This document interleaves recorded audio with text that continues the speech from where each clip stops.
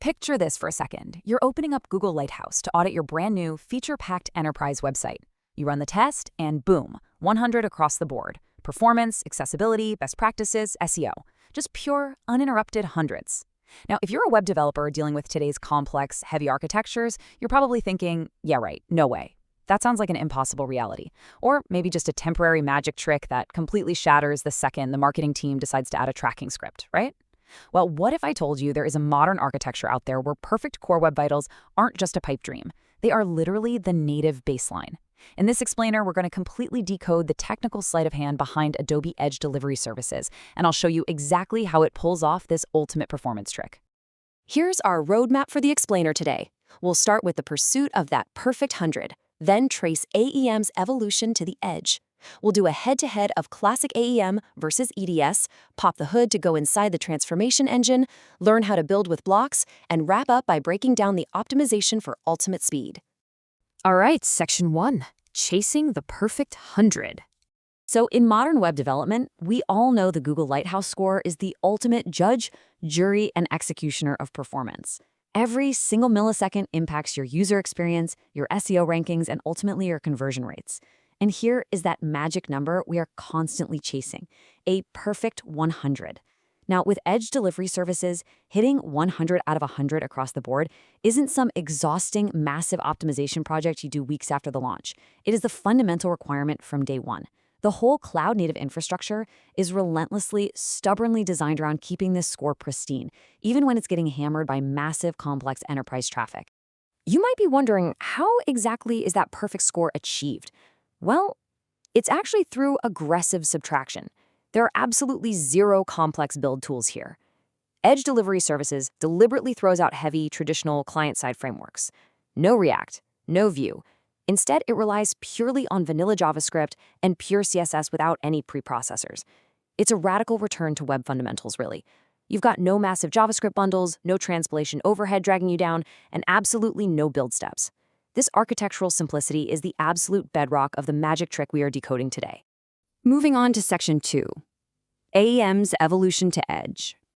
To truly grasp how revolutionary this whole thing is, we've got to look at the product's DNA, because this didn't just happen overnight. Way back in 2002, a Swiss company called Day Software launched Communique, or CQ. It was built on some very powerful but very heavy server-side open-source tech, like the Apache Jackrabbit repository and OSGI frameworks.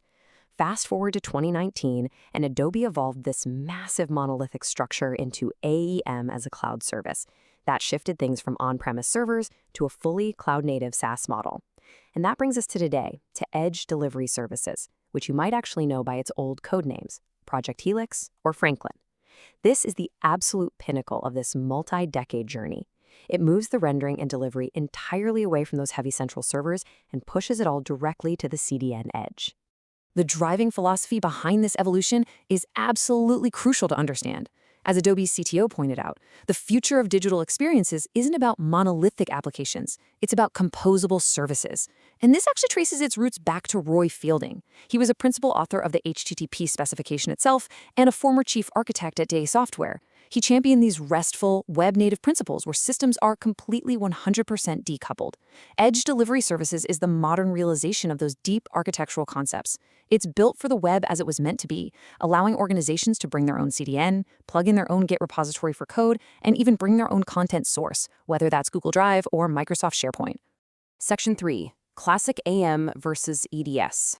Let's really contrast the past with the present here, just to highlight what a massive paradigm shift this is.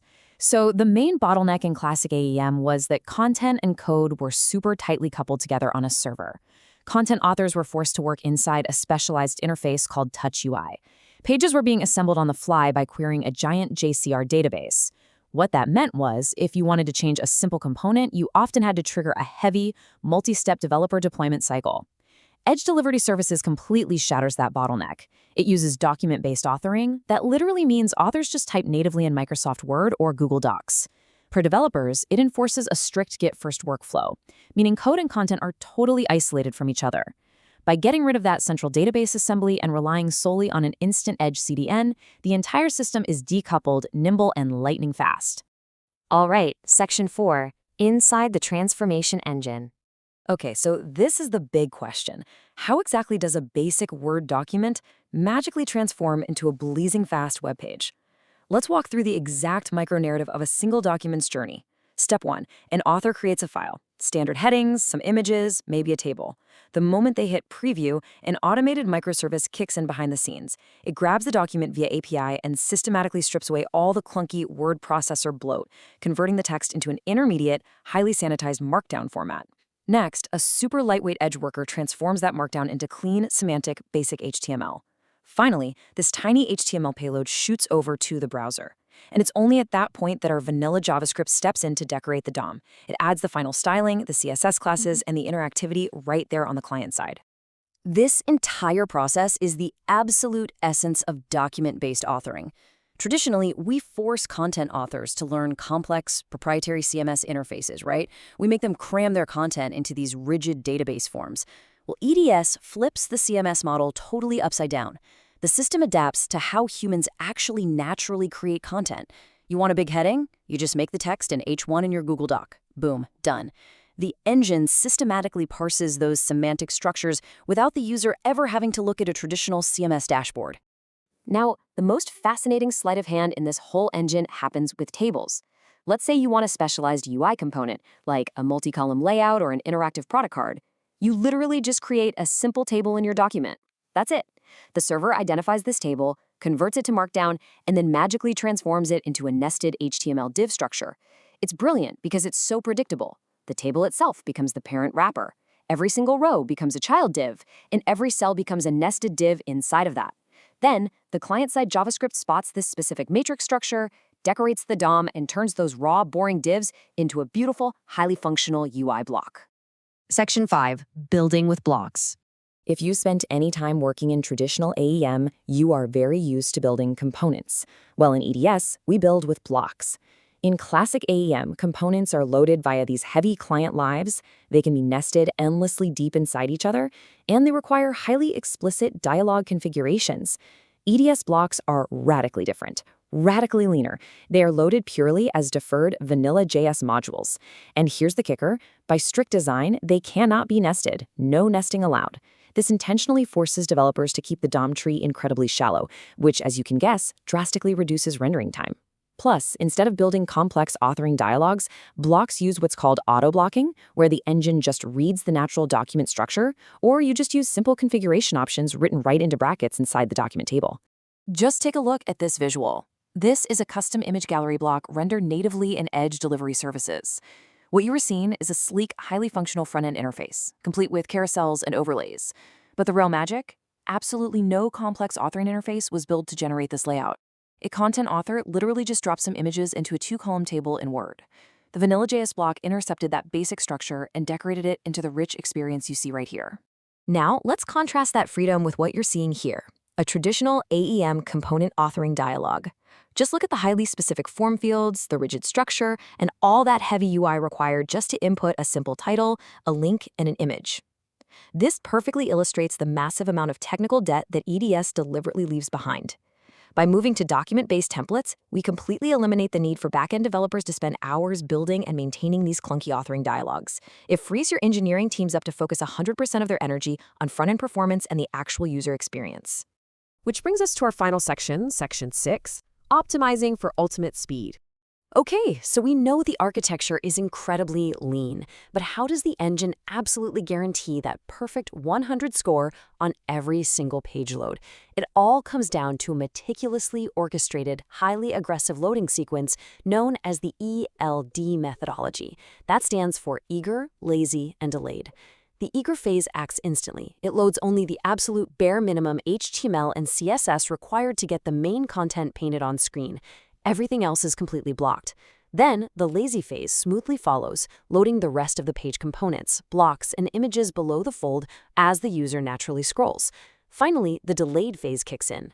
This phase holds back all the non-critical, third-party scripts, we're talking heavy analytics trackers or chatbots, and it waits a full 3 seconds or until the network is idle after the main content has loaded.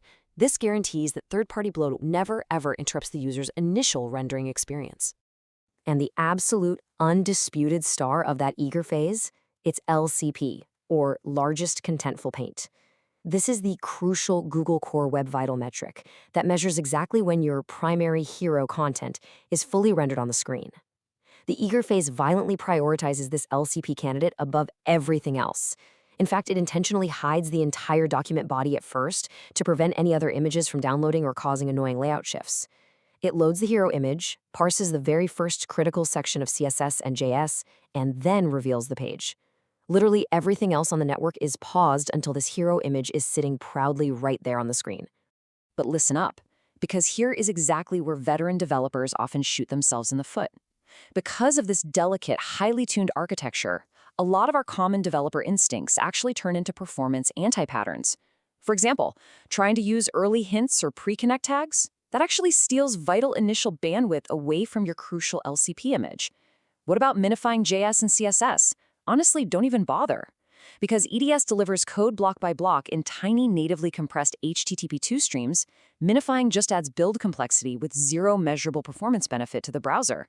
And if your external CDN team decides to inject tracking scripts before the LCP loads, you will instantly tank your Lighthouse score. Seriously, you have to unlearn these old web dev habits if you want to maintain that perfect 100. At the end of the day, Adobe Edge delivery services prove something really profound. The best way to speed up the web isn't by adding more complex tools, but by ruthlessly stripping them away. By turning raw Google Docs into Markdown, enforcing those non-nestable JS blocks, and strictly policing the ELD loading phases, it achieves what we all thought was impossible: massive enterprise scale with native, perfect performance. It completely dismantles the traditional CMS monolith. The tools are lighter, the content workflow is totally democratized, and the speed is just unmatched.